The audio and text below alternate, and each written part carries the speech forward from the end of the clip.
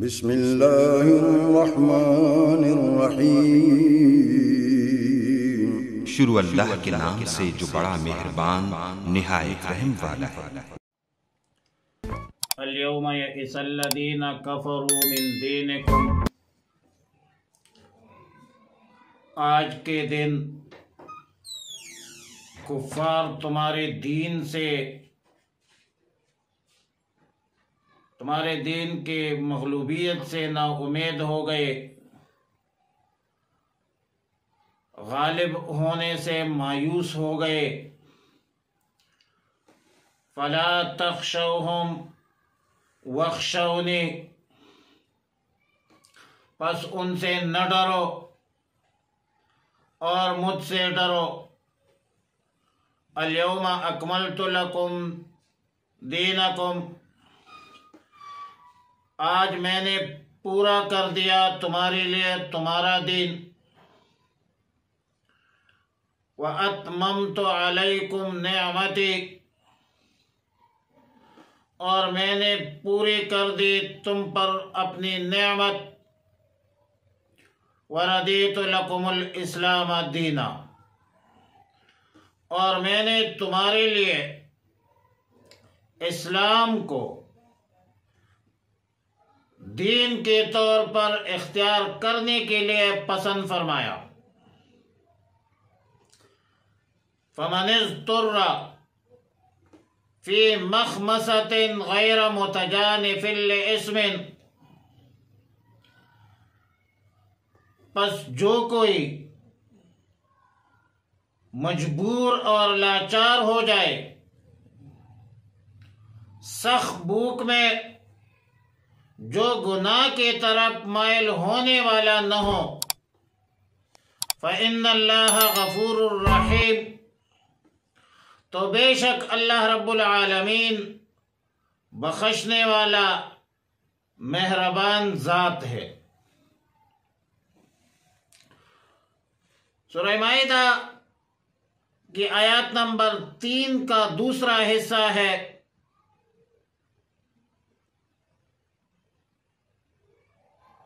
اور یہ آیت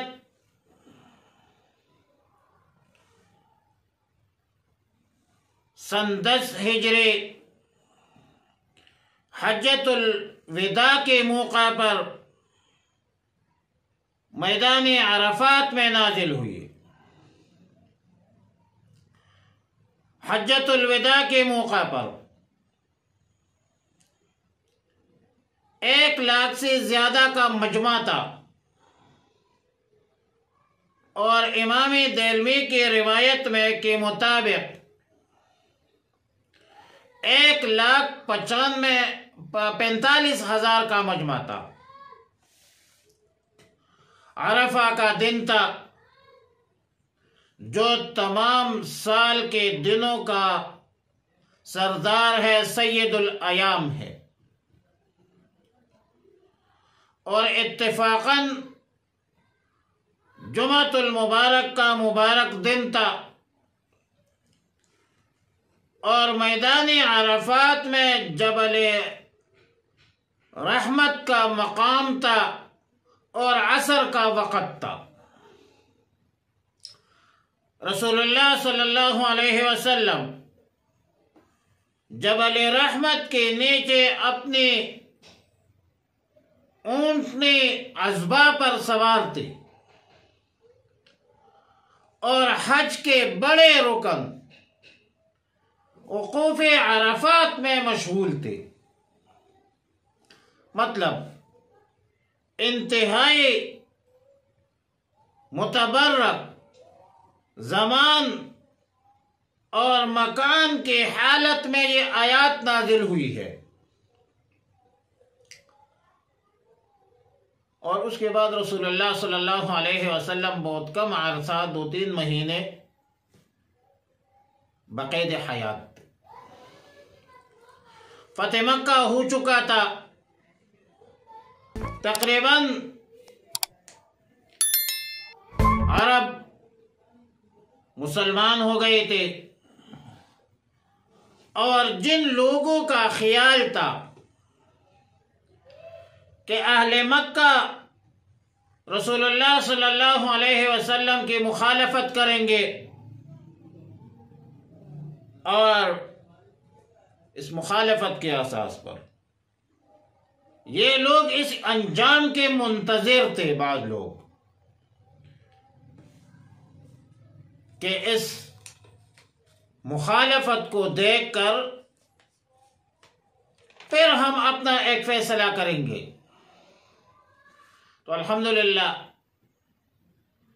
ان بدخیال لوگوں کے ارادے خاک میں مل گئے، ان کی ساری تدبیریں ملیامیٹ ہو گئی۔ مختلف قبائل جزیرۃ العرب کے اطراف اکناف سے وفود کی شکل میں آنا شروع ہو گئے، جوق در جوق لوگ اسلام میں داخل ہو رہے تھے۔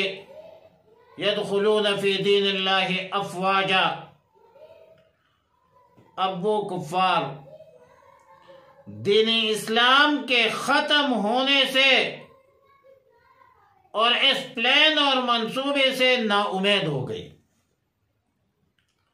اللہ تعالیٰ نے فرمایا الیوم یئس الذین کفروا من دینکم، آج کے دن کفار تمہارے دین کی طرف سے نا امید ہو گئے۔ اب ان کا جو خیال تھا، جو تصوراتی دنیا تھی، وہ ختم ہو چکی ہے۔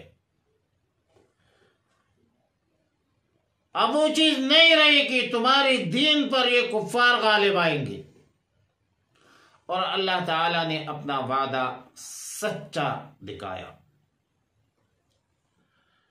لِيُظْهِرَهُ عَلَى الدِّينِ كُلِّهِ هُوَ الَّذِي أَرْسَلَ رَسُولَهُ بِالْهُدَى وَدِينِ الْحَقِّ لِيُظْهِرَهُ عَلَى الدِّينِ كُلِّهِ اے لِيَغْلِبَهُ عَلَى الدِّينِ كُلِّهِ،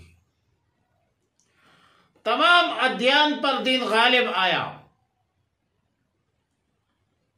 اور اب ظاہری طور پر جو ڈر تھی، جو رکاوٹیں تھی، جو مخالفت تھی، وہ تو خیر جاری رہیں گی، لیکن ظاہری طور پر وہ خوف ختم ہو گیا۔ علی الاعلان تبلیغ کی اجازت مل گئی، علی الاعلان ریاست بنانے کی اجازت مل گئی، علی الاعلان خلافت قائم ہوا۔ اللہ تعالیٰ نے فرمایا اب ان سے تمہیں ڈرنے کا کوئی ضرورت نہیں۔ فلا تخشوہم واخشونی، مجھ سے ڈرو، میرے فرمان برداری کرو، ان کفار سے نہ ڈرو۔ اور ویسے مسلمان ڈرنا بھی نہیں چاہیے، اللہ سے ڈرنا چاہیے۔ اور پھر فرمایا الیوم اکملت لکم دینکم، آج میں نے تمہارے لیے تمہارا دین پورا کر دیا۔ آدم علیہ السلام سے لے کر رسول اللہ صلی اللہ علیہ وسلم تک جتنے بھی انبیاء علیہم السلام اس دنیا میں تشریف لائے ہیں، جتنی کتابیں نازل ہوئی ہے، جتنی صحیفے نازل ہوئی ہے، ان کتابوں اور صحیفوں میں جو احکام نازل ہوئے تھے، آج ان سب کی تکمیل کر دی گئی، اور اخلاق کی بھی تکمیل کر دی گئی، کیونکہ رسول اللہ صلی اللہ علیہ وسلم نے فرمایا کہ ان اللہ بعثنی لتمام مکارم الاخلاق وکمال محاسن الافعال، رواہ فی شرح السنہ۔ اللہ تعالیٰ نے مجھے برگزیدہ اخلاق اور اچھے افعال کی تکمیل کے لیے بھیجا ہے۔ سیدنا عبداللہ ابن عباس رضی اللہ تعالی عنہما کا قول ہے کہ یہ آیت تقریباً قرآن کریم کی آخری آیت ہے۔ نزول احکام کے اعتبار سے قرآن کریم میں اس کے بعد کوئی آیت نازل نہیں ہوئی ہے، صرف ترغیب کی چند آیات نازل ہے، اور اس آیت کے نزول کے بعد تقریباً 3 مہینے رسول اللہ مبارک صلی اللہ علیہ وسلم بقید حیات تھے۔ ایک مرتبہ یہودیوں کی ایک جماعت سیدنا عمر فاروق رضی اللہ تعالی عنہ کی خدمت میں حاضر ہوئی اور عرض کیا کہ تمہارے قرآن میں ایک ایسی آیت ہے، اگر وہ یہودیوں پر نازل ہوتی تو ہم اس کے نزول کا جشن مناتے۔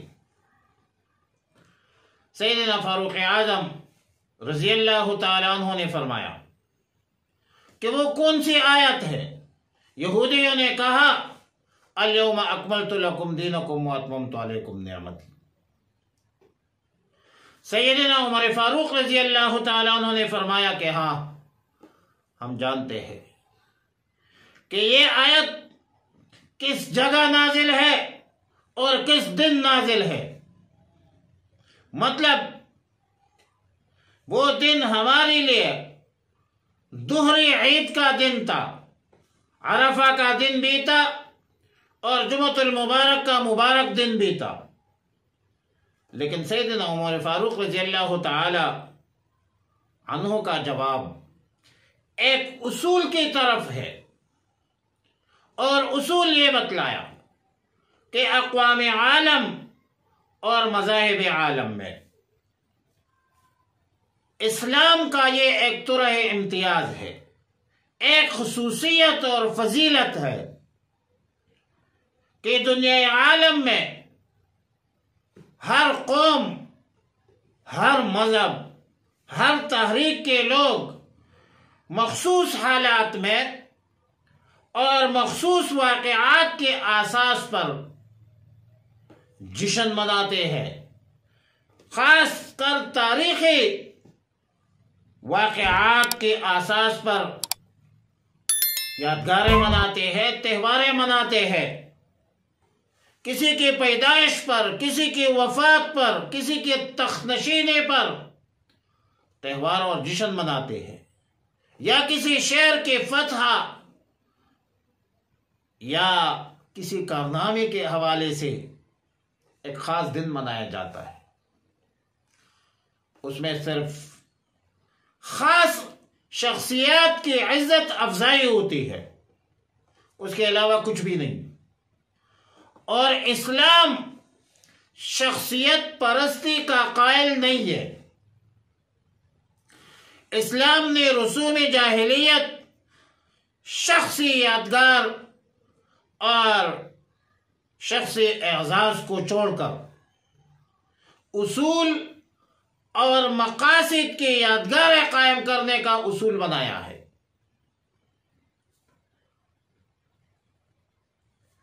اور فقہا لکھتے ہیں مسائل کے حل کے دار و مدار اشخاص پر نہیں ہے، دلائل پر ہے۔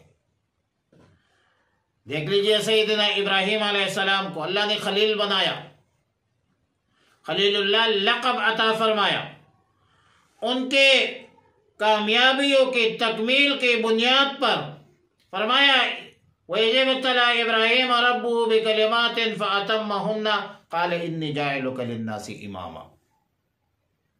امتحانات میں اتمام کر دی، پورا کر دی، کامیاب ہو گئے 100/100 میں۔ إِنِّي جَاعِلُكَ لِلنَّاسِ إِمَامًا۔ اللہ تعالی نے آزمائشوں میں کامیابی کی صورت میں پورے عالم انسانیت کا رہنما اور پیشوا بنایا، لیکن نہ ان کی ولادت کا دن منایا جاتا ہے، نہ ان کی وفات کا دن منایا جاتا ہے۔ اسی طرح نہ اسماعیل علیہ السلام کی کوئی وفات، کوئی ولادت، کوئی یادگار، کچھ بھی نہیں ہے۔ ہاں، ان کے اعمال میں، ان کے کردار میں جو چیز دین کے مقاصد کے متعلق ہے، اللہ تعالی نے ان کے یادگاروں کو نہ صرف محفوظ رکھا ہے بلکہ آئندہ آنے والے نسلوں کے دین مذہب کا جز فرض اور واجب بنایا ہے۔ مثلا قربانی ہے، ختنہ ہے، صفا مروہ، مینا، رمی الحجارہ، یہ سب ابراہیم علیہ السلام کی، سیدنا اسماعیل علیہ السلام کی، سیدنا ہاجرہ رضی اللہ تعالیٰ عنہ علیہ السلام، یہ ان کے افعال کی یادگار ہے، لیکن یہ مقاصد دینیہ کے ساتھ وابستہ ہے، متعلق ہے۔ لہذا اسلام میں کسی بڑے سے بڑے آدمی کے موت و حیات یا شخصی حالات کا کوئی دن منانے کے بجائے ان کے اعمال کے دن منائے جاتے ہیں جو کسی خاص عبادت سے متعلق ہو۔ مثلا رمضان المبارک ہے، شب قدر ہے، یوم عرفہ ہے، عیدین 2 رکعے، وہ بھی خالص دینی لحاظ سے۔ پہلے عید رمضان المبارک کے اختتام پر اور اشہر الحج کے ابتداء پر عید الفطر رکھا ہے، اور دوسری عید حج کے عبادت سے فراغت کے بعد جو انبیاء علیہ السلام رسول اللہ صلی اللہ علیہ وسلم کے افعال کے ساتھ وابستہ ہے اور مقاصد دینیہ کی بنیاد پر ہے۔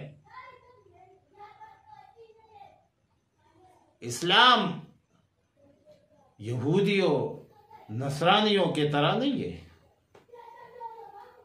یہودی نصرانی تو عیدیں مناتے ہیں تاریخی واقعات کی بنیاد پر،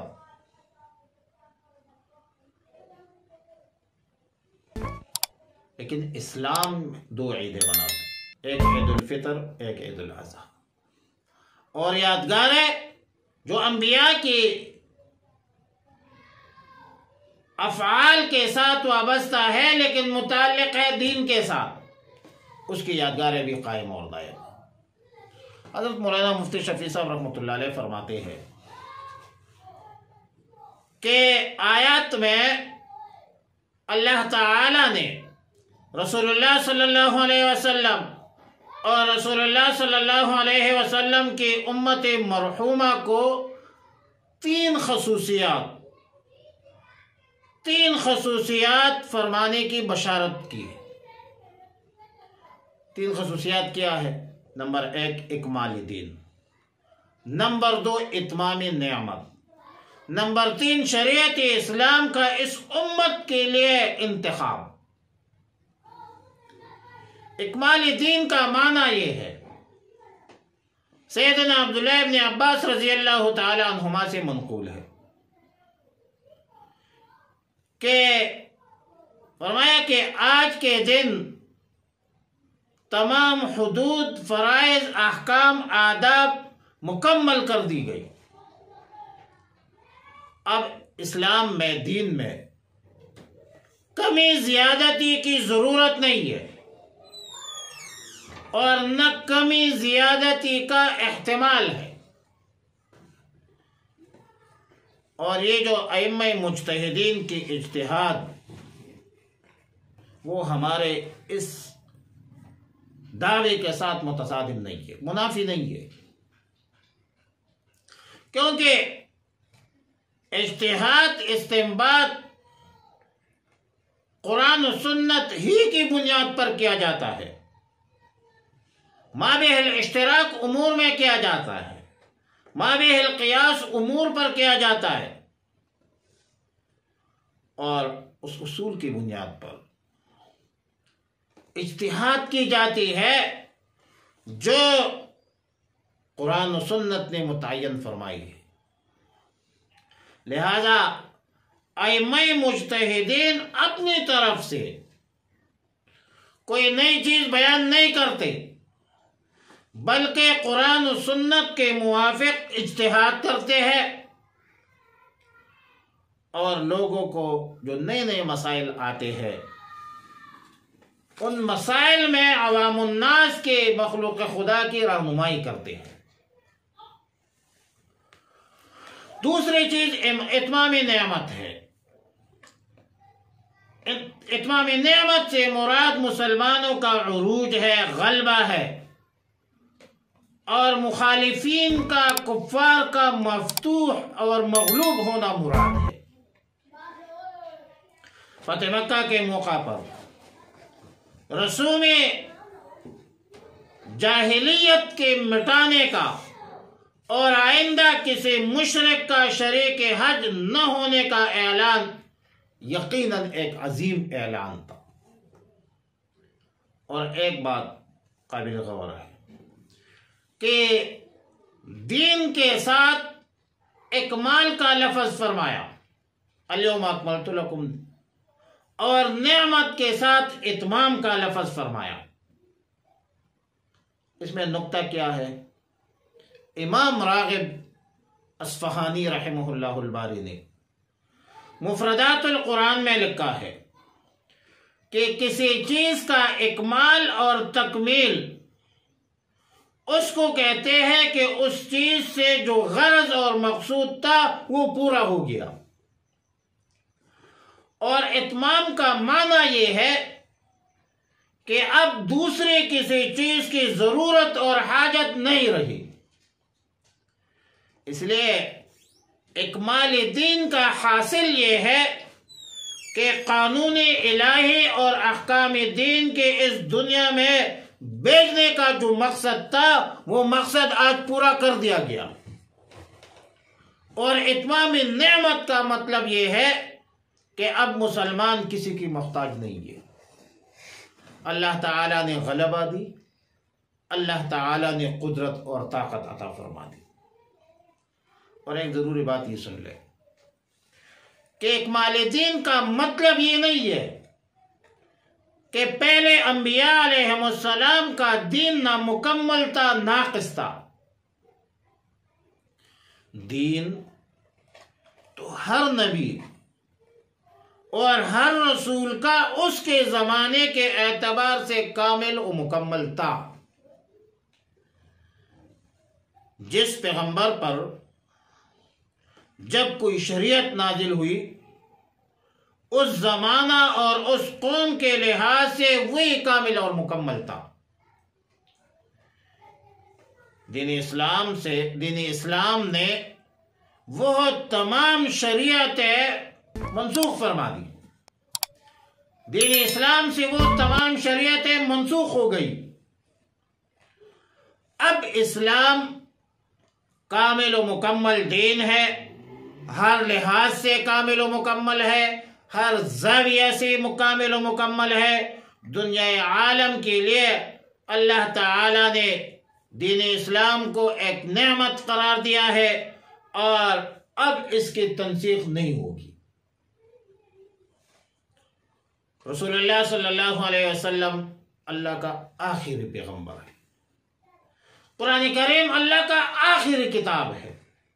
یہ امت محمد عربی صلی اللہ علیہ وسلم آخری امت ہے۔ نہ کوئی نیا پیغمبر آئے گا، نہ کوئی نیا کتاب آئے گا، اور نہ کوئی نئی امت آئے گی۔ نبی علیہ الصلوۃ والسلام نے فرمایا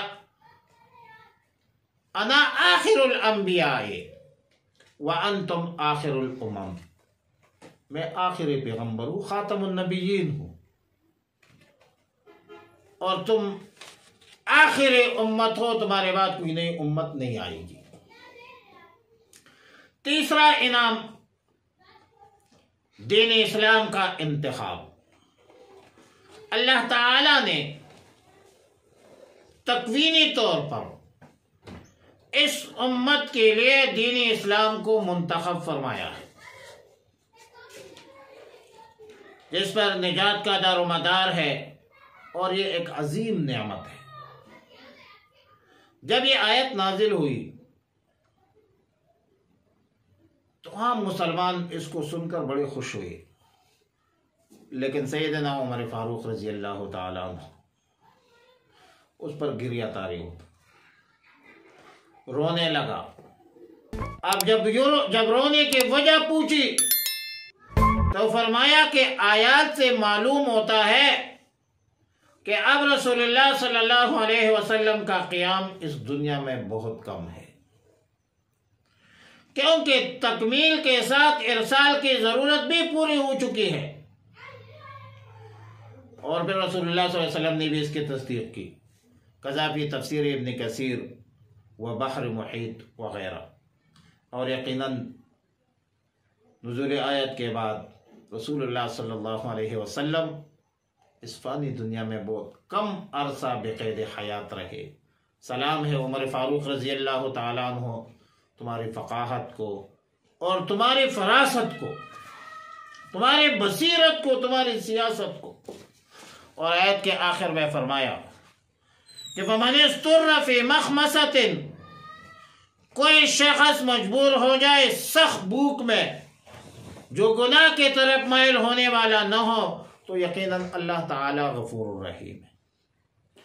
اس آخری جملے کا تعلق حرام جانوروں کے ساتھ ہے، جس کی تفصیلات اوپر گزر چکی ہے۔